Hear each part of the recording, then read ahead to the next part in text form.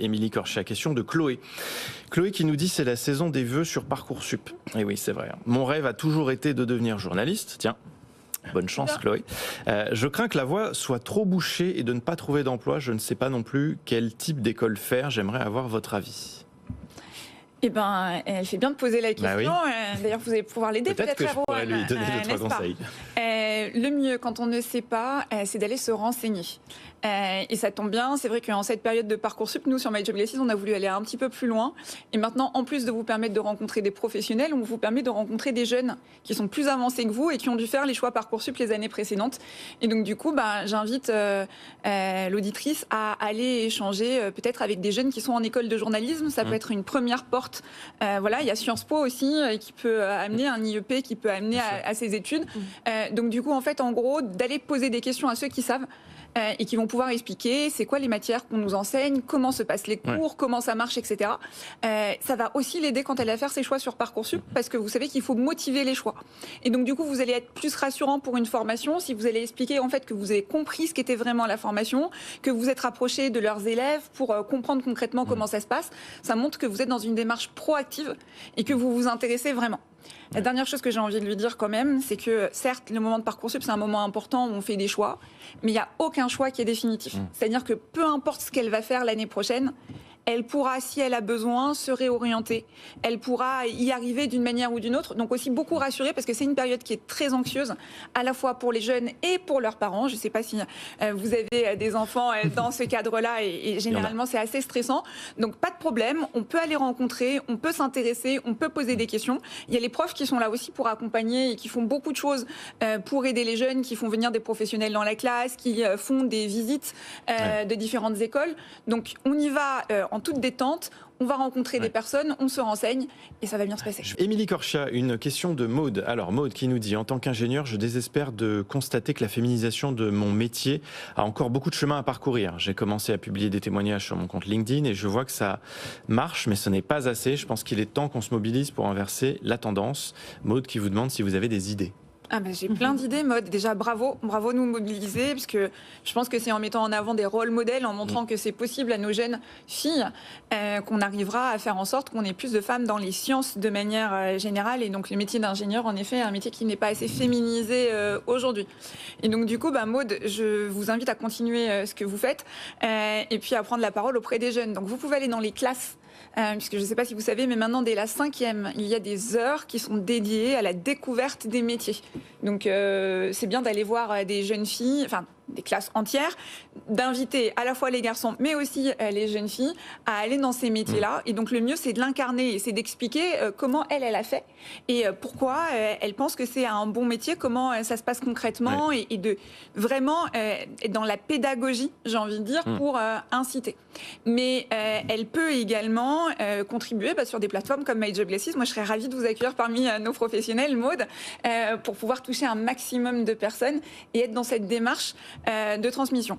Ce qui va être important aussi, c'est d'expliquer en fait que on n'est pas un meilleur ingénieur parce qu'on est un homme, que c'est un métier qui est ouvert à tout le monde et vraiment d'encourager. Mais je pense que le problème aussi derrière le mot ingénieur, c'est que ça veut rien dire pour la plupart des gens. En fait, qu'est-ce que ça veut dire? C'est quoi le métier d'ingénieur au quotidien? Et puis il y a plein de différents types d'ingénieurs. On peut être ingénieur dans plein d'endroits. L'industrie recrute énormément en ce moment. On a un enjeu de réindustrialisation de notre pays. On cherche des ingénieurs. Dans le nucléaire, on recherche énormément. Tout à fait. Et donc, du coup, c'est aussi d'expliquer les différentes opportunités, les différentes voies d'accès aussi. On en parlait tout à l'heure, en cette période de Parcoursup. C'est important aussi d'expliquer qu'on peut être ingénieur après des classes prépa, mais il y a aussi des écoles d'ingénieurs qui font directement post-bac sans passer par les classes prépa. Et puis, on peut aussi être ingénieur d'autres manières. Question de Corentin. Corentin est professeur principal d'une classe de première au lycée. Il doit animer une séquence orientation en complément d'un forum des écoles organisé par sa ville. Il nous dit « Je note un désintérêt total des élèves sur le sujet. Peut-être sont-ils lassés des éternelles mêmes présentations ou bien ce sont des sujets qui leur semblent loin. Comment est-ce que je peux les motiver autour de leur projet professionnel ?» Très bonne question. Et ce que moi je peux conseiller à ce professeur, c'est d'amener un peu de vie dans le sujet de l'orientation.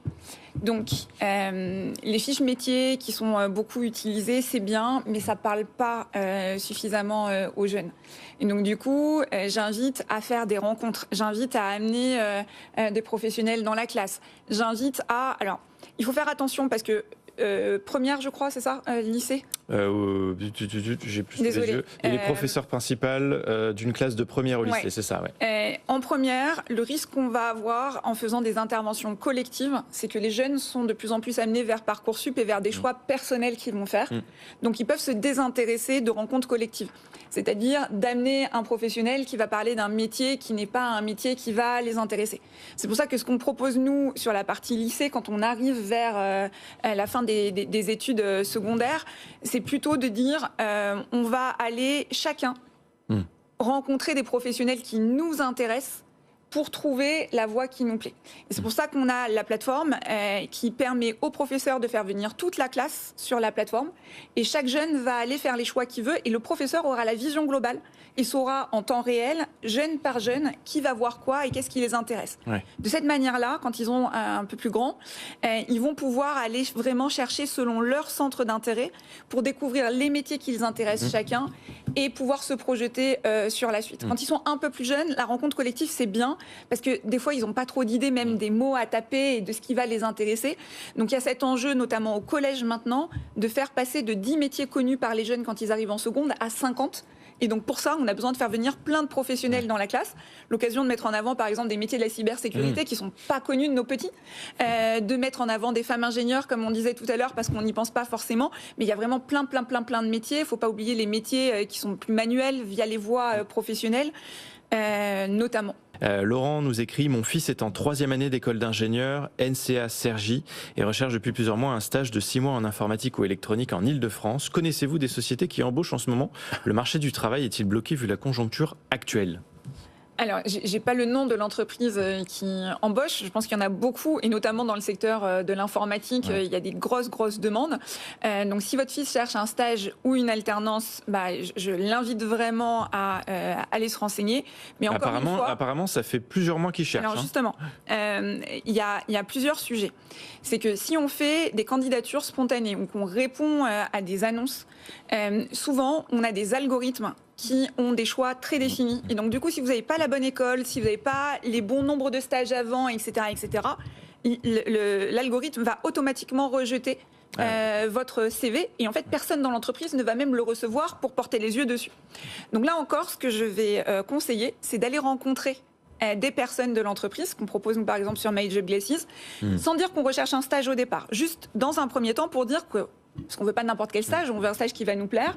Donc on va s'intéresser à ce que fait le professionnel, on va comprendre ce qu'il fait.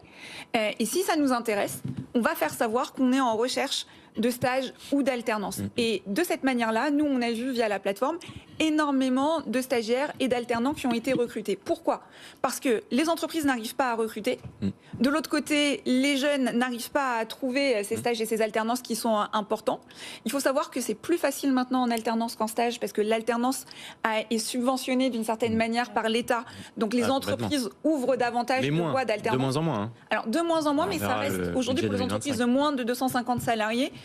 Ça passe de 6 000 euros à 5 000 euros, mais c'est toujours là. Donc, et c'est génial. Et c'est super. Franchement, c'est ce qui permet d'avoir autant de jeunes qui sont en alternance. Mais donc, du coup, l'humain, aller voir quelqu'un, montrer qu'on est vraiment motivé, en recherche, etc., c'est aussi un bon moyen d'avoir accès quand on sait que de l'autre côté, quand on fait que envoyer un CV, on peut avoir des algorithmes qui bloquent. Bon, il faut persévérer.